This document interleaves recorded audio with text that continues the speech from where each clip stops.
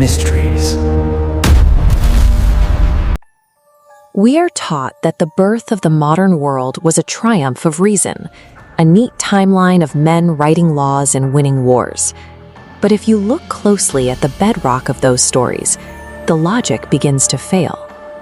The sanitized history we accept hides a reality engineered in the dark. Pierre-Charles L'Enfant's city plan encoded specific occult geometry into the capital's backbone. These angled avenues intersect to form a Masonic square and compass, locking a secret fraternal signature into the very layout of the streets.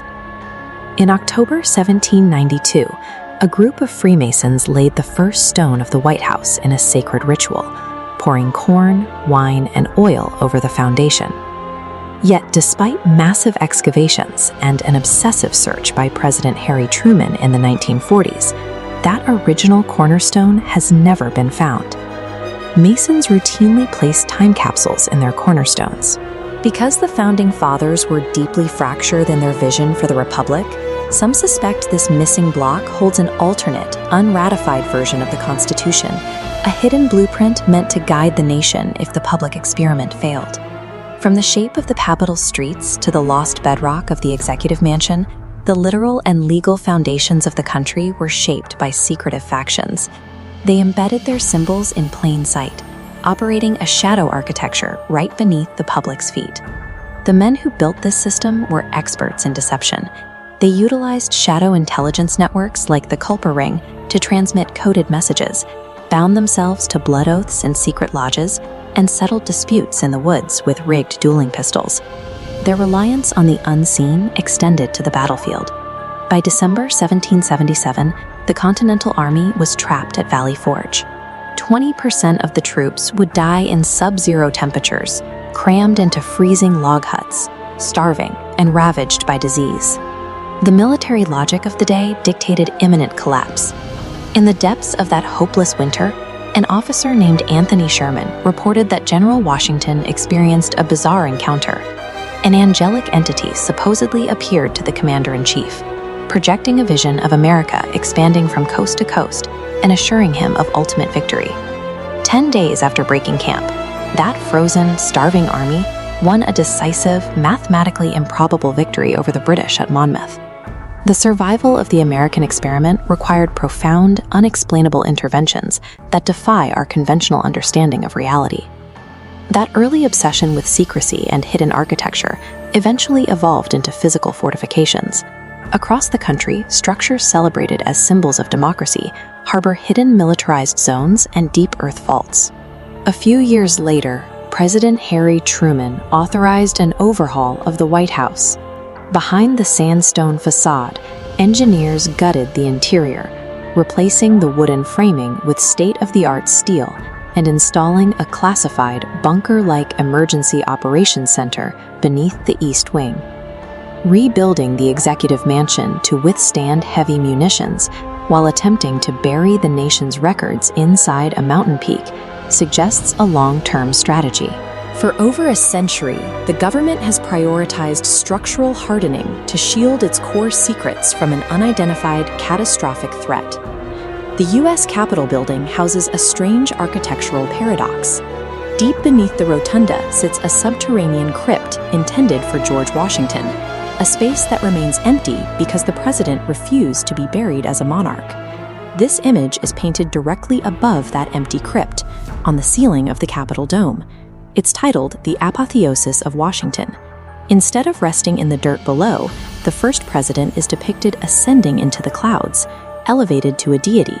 Surrounding him are Roman gods like Minerva and Vulcan, intertwining the American Republic with ancient pagan mythologies.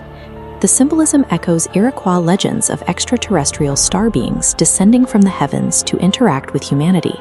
From its empty tomb to its deified ceiling, the epicenter of American democracy operates as a massive spiritual anchor, physically tying the laws of the nation to powerful, unseen occult forces. While architects in the East tried to control these forces with stone and geometry, the untamed wilderness of the Pacific Northwest presents a different reality.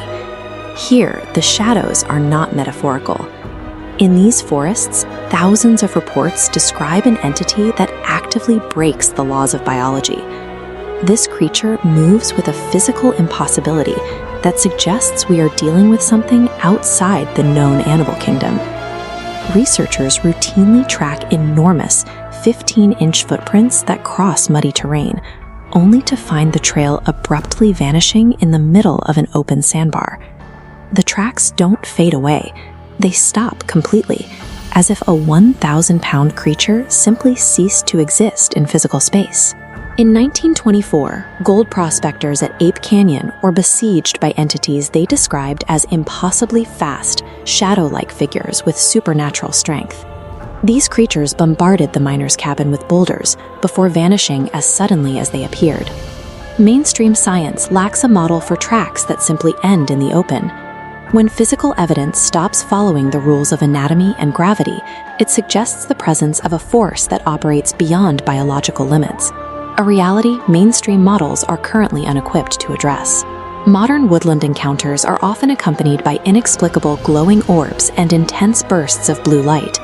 These flashes typically occur immediately before a creature disappears, suggesting a connection between the entity and a localized manipulation of light or energy.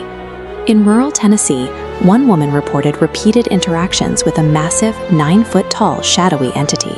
Visitors to her farm witnessed glowing green eyes floating in the darkness, while she claimed to communicate with the creature entirely through telepathy, reading thoughts before they were even spoken.